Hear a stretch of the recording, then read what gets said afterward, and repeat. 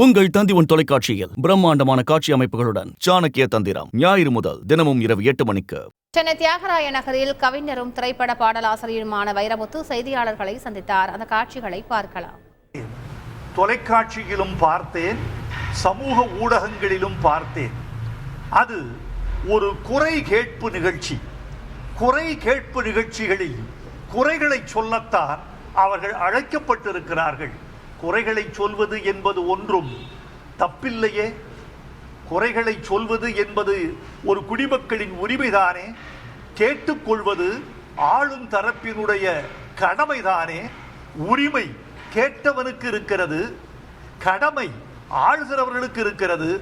அந்த கேள்விகளில் எனக்கு ஒன்றும் தவறாக தோன்றவில்லை. இயல்பாக அந்த நண்பரை நான் அறிவேன். என்னோடு பல ஆண்டுகள் பயணிக்கிறவர். அவர் இயல்பாகவே கொஞ்சம் நகைச்சுவையாளர். அந்த நகைச்சுவையை தன்னுடைய கேள்வியிலும் கேட்டிருக்கிறார் என்று எனக்கு தோன்றுகிறது. அது வெளியே இருந்து வந்த எள்ளல் அல்ல, உண்மையின் துள்ளல் என்று புரிந்து கொள்ள வேண்டும். அந்த அளவில் அவர் கேட்டதில் எந்த தவறும் இருப்பதாக தெரியவில்லை.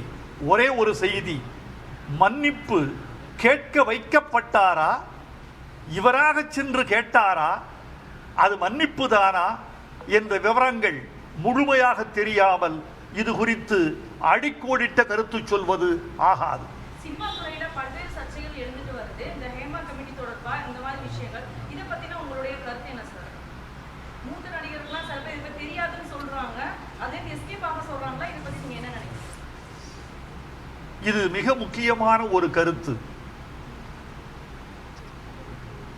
இந்த ஹேமா கமிட்டி என்பது எல்லா மாநிலங்களிலும் முக்கியமான துறைகளில் அமைக்கப்பட வேண்டிய ஓர் அமைப்பு என்று நான் நினைக்கிறேன்.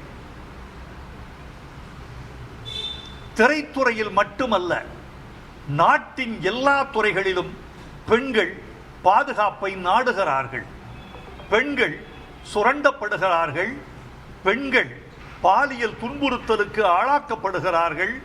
அவற்றிலிருந்து முற்றும் விடுபட வேண்டுமென்றால் பெண்மையில் இருக்கிற பெண்மை என்ற ஒரு கருத்தை நீங்கள் நீக்கிவிட வேண்டும். ஆணுக்கு ஆண்மை என்று இருப்பதும் பெண்ணுக்கு பெண்மை என்று பிரிக்கப்படுவதும் நாட்டில் பேதங்களை ஏற்படுத்துகிற மதிப்பீடுகள் என்று கருதுகிறேன். ஆணும் சரிசமம்தான், பெண்ணும் சரிசமம்தான். இதில் யாரும் யாரையும் சீண்டுவது என்பது ஒரு பாலினம் பலவீனமானது என்று காட்டுவதற்கான ஒரு வழியாக இருக்கிறது. பெண்ணினம் பலவீனமான பாலினம் அல்ல. பள்ளி கல்வித்துறைக்கு, இந்திய பள்ளி கல்வித்துறைக்கு ஒரு வார்த்தை, பெண்களுக்கு கூடுதல் பாதுகாப்புக்கான பயிற்சியை கல்வி திட்டத்தில் சேருங்கள்.